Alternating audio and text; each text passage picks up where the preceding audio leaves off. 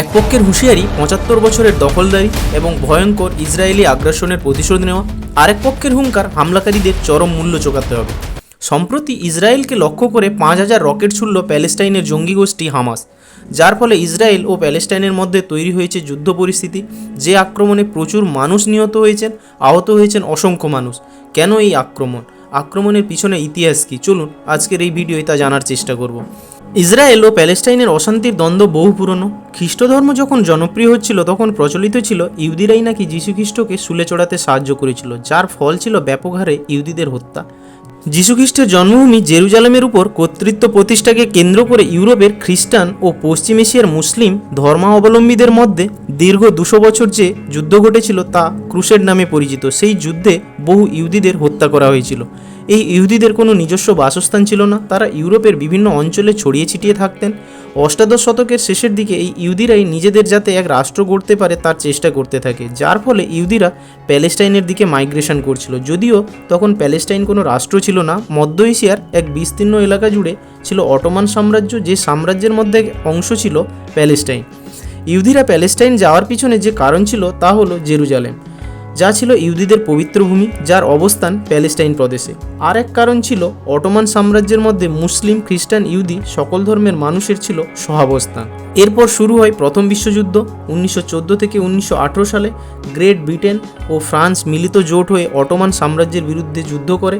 Ottoman সাম্রাজ্য যুদ্ধে পরাজয় স্বীকার করে ১৯১৭ সালে ব্রিটিশ সরকার বালফোর ঘোষণা করে, যেখানে আন্তর্জাতিক মহলের প্রস্তাবে সম্মত হয়ে প্যালেস্টাইনে ইহুদিদের জন্য আলাদা রাষ্ট্র গঠন করতে সাহায্য করবে। এর পরবর্তীতে ১৯৩৩ থেকে ৪৫ সাল এই পর্বের মধ্যে ঘটে দ্বিতীয় বিশ্বযুদ্ধ। এই বিশ্বযুদ্ধের সময় নাৎসি বাহিনীর প্রধান অ্যাডলফ হিটলার ৬০ লক্ষ ইহুদিদের গণহত্যার ফলে প্রচুর ইহুদি শরণার্থী চলে আসেন প্যালেস্টাইনে, যার ফলে ইহুদি ও মুসলিম সম্প্রদায়ের মধ্যে সংঘর্ষ বাড়তে থাকে। অথচ এই স্থান ছিল ব্রিটিশ সরকারের অধীনে। দ্বিতীয় বিশ্বযুদ্ধ শেষে হিটলার বাহিনীর পরাজয় ঘটে। অন্যদিকে গ্রেট ব্রিটেন ধীরে ধীরে নিজেদের উপনিবেশ থেকে সাম্রাজ্য গোটাতে থাকে, যার মধ্যে ছিল এই প্যালেস্টাইন। এই অঞ্চলের দায়িত্ব দেওয়া হয় জাতিসংঘকে। ১৯৪৭ সালে জাতিসংঘ ভোটাভুটির মাধ্যমে প্যালেস্টাইন অঞ্চলকে দুভাগে ভাগ করে, যেখানে প্যালেস্টাইন প্রদেশের ৫৫% দেওয়া হয় ইহুদিদের এবং ৪৫% দেওয়া হয় মুসলিমদের। যেহেতু জেরুজালেম ছিল ইহুদি, খ্রিস্টান ও মুসলিম এই তিন ধর্মের মানুষের কাছে পবিত্র ভূমি, তাই এই অঞ্চলের দায়িত্ব থাকবে জাতিসংঘের কাছে।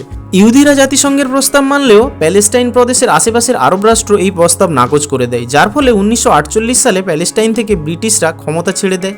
এর একদিন পরে ইসরায়েলের বিরুদ্ধে যুদ্ধ শুরু করে মিশর, জর্ডন, সিরিয়া ও ইরাক, যা প্রথম আরব ইসরায়েল যুদ্ধ নামে পরিচিত। এদের সঙ্গে পরবর্তীতে যোগ দেয় আরব, মরক্কো, ইয়েমেন সহ সুদান। ১ বছর ব্যাপী চলে এই যুদ্ধ।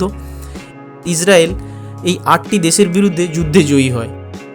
যুদ্ধের পর যে জায়গা প্যালেস্টাইন রাষ্ট্র হওয়ার কথা ছিল তা মূলত দুটি অঞ্চল নিয়ে। প্রথমটি গাজা অঞ্চল, দ্বিতীয়টি হচ্ছে পশ্চিম তীর বা ওয়েস্ট ব্যাংক।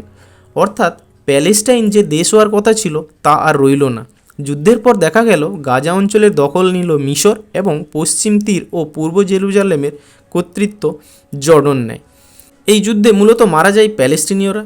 শেষ পর্যন্ত নিজেদের স্থান সুরক্ষিত করতে ইসরায়েলের বিরুদ্ধে প্যালেস্তিনীয়দের সংগঠিত করতে তৈরি হয় পিএলও বা প্যালেস্তিনীয় লিবারেশন অর্গানাইজেশন।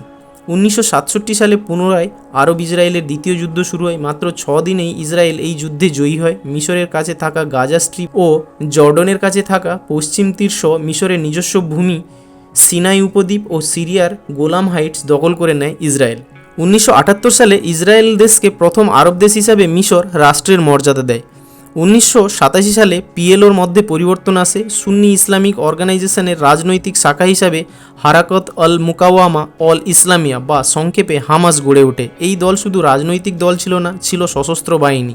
এদের আসল উদ্দেশ্য ছিল ইসরায়েলকে অস্বীকার করা। অন্যদিকে ইসরায়েলের চোখে এই হামাস গোষ্ঠী ছিল জঙ্গি। ১৯৯২ সালে ইসরায়েলের প্রধানমন্ত্রী হন ইৎসাক রাবিন, যে কিনা সরকারিভাবে পিএলওকে স্বীকার করে নেয়, যার ফলে প্রধানমন্ত্রী ইৎসাক রাবিনের সঙ্গে পিএলওর প্রধান ইয়াসির আরাফতের মধ্যে বৈঠক হয়। এই বৈঠকে সিদ্ধান্ত হয় পশ্চিম তীর অঞ্চলকে ৩ ভাগে ভাগ করে ABC নামে। এ থাকবে ইসরায়েলের হাতে আর সি থাকবে পিএলওর হাতে। বি এর দায়িত্ব থাকবে ইসরায়েল ও প্যালেস্টাইনের হাতে। এটি হলো ঐতিহাসিক অসলো চুক্তি। যে অংশ প্যালেস্টাইনের হাতে থাকবে সেখানে প্রশাসনিক কাজের জন্য গঠিত হয় প্যালেস্তিনীয় অথরিটি বা পিএ ১৯৯৪ সালে। তবে এই অসলো চুক্তিকে ইসরায়েলের কট্টরবাদী নেতারা মেনে নেয়নি, যেমন তেমনি হামাস ও পিএলওর বিরোধিতা করে, যার ফলে 2000 থেকে 2005 সালের মধ্যে ইসরায়েলি কট্টরপন্থীদের ধর্মস্থানে নিয়ে যাওয়া নিয়ে দুপক্ষের মধ্যে তুমুল গোলমাল শুরু হয়। 2000 সালে মার্কিন রাষ্ট্রপতি বিল ক্লিন্টন ও ইসরায়েলের প্রধানমন্ত্রী এহুদ বারাক ও পিএর চেয়ারম্যান ইয়াসের আরাফতের মধ্যে আলোচনা করা হয়। এই আলোচনাও ব্যর্থ হয়। 1967 সালে যে গাজায় ইসরায়েলীয় দখল ছিল, 2005 সালে 38 বছর পর ইসরায়েলের সেনা গাজা থেকে সরে যায়। গাজা ভূখণ্ডের পুরোপুরি দায়িত্ব যায় প্যালেস্তিনীয় অথরিটির উপর। 2006 সালে ঘটে প্যালেস্টাইনের আইনসভা নির্বাচন, যেখানে হামাস গোষ্ঠী সংখ্যাগরিষ্ঠতা পায়, যার ফলে ইসরায়েল রাষ্ট্রের অস্তিত্ব অস্বীকার করে এবং হিংসা জারি রাখার বার্তা দেয়। এর প্রতিবাদে প্যালেস্তিনীয়দের সব যোগান বন্ধ করে দেয় ইসরায়েল। 2006 সালে ইসরায়েল সেনা প্রধান জিলাদ শালিতকে গাজা থেকে আটক করে হামাস গোষ্ঠী, যার ফলে এয়ার স্ট্রাইক শুরু করে ইসরায়েল। 2007 সালে গাজার দখল নেয় হামাস। প্যালেস্টাইন থেকে রাষ্ট্রপতি ফাতাহকে সরিয়ে দেওয়া হয়। 2008 সালে গাজা থেকে হামাস গোষ্ঠী রকেট হামলা শুরু করে। এর বদলা নিতে গাজায় 22 দিন ধরে সেনা অভিযান চালায় ইসরায়েল, যার নাম ছিল অপারেশন কাস্টলিড। এই অভিযানে প্রায় 1400-র বেশি মানুষের মৃত্যু হয়। 2014 সালে হামাসের হাতে 3 ইসরায়েলি কিশোরীর অপহরণ ঘিরে প্রায় 2 মাস ধরে যুদ্ধ চলে, মারা যায় প্রায় 2200 মানুষ। 2021 সালে পূর্ব জেরুজালেমে প্যালেস্তিনীয়দের পবিত্র ধর্মীয় স্থান দামাস্কাস গেট প্লাজায় যাওয়ার রাস্তা বন্ধ করে দেয় ইসরায়েল। প্যালেস্তিনীয়দের প্রতিবাদ শুরু হয়। আল আকসা মসজিদে যাওয়ার উপর নিষেধাজ্ঞা চাপায় ইসরায়েল। 2022 সালে গাজায় ইসরায়েলি এয়ার স্ট্রাইক হয়। এই স্ট্রাইকে নিহত হন ইসলামিক জিহাদের কমান্ডার। সংঘর্ষ শুরু হয়, নিহত হন 15 জন শিশুসহ মোট 44 জন। 2023 সালে জানুয়ারি মাসে গাজা স্ট্রিপ থেকে ইসরায়েলকে লক্ষ্য করে রকেট হামলা চালায় ইসলামিক জিহাদ। পাল্টা হামলা চালায় ইসরায়েল। 7ই অক্টোবর 2023 ইসরায়েলে হামলা চালায় হামাস গোষ্ঠী।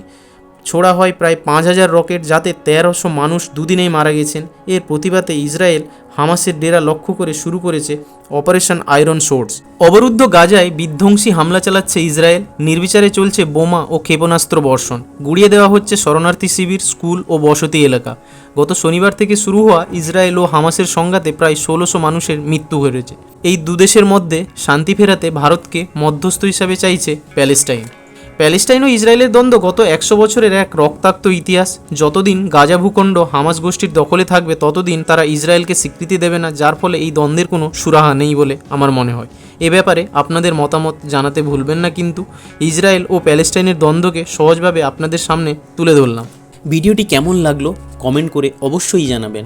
আর যদি ভালো লেগে থাকে তাহলে বন্ধুদের সঙ্গে শেয়ার করতে ভুলবেন না কিন্তু। আর চ্যানেলটিকে যদি এখনও সাবস্ক্রাইব করে না থাকেন তাহলে অবশ্যই সাবস্ক্রাইব করবেন এই ধরনের ভিডিও পেতে। ধন্যবাদ।